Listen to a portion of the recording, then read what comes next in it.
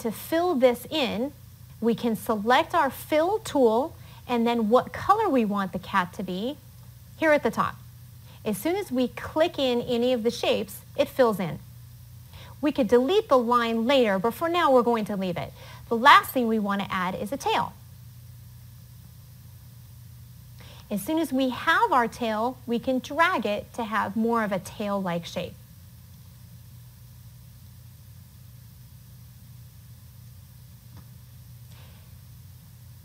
The next thing we'd want to add is the ears.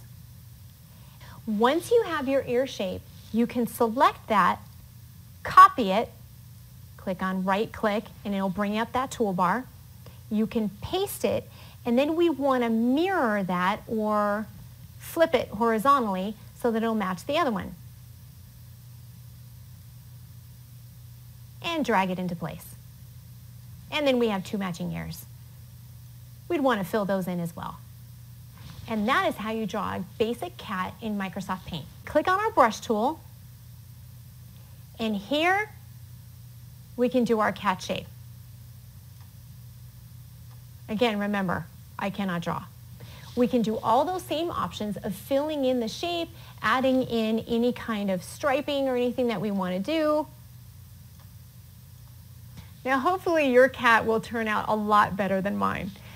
My name is Bridget McGrath from myaioffice.com, and you've just learned how to draw a cat in Microsoft Paint.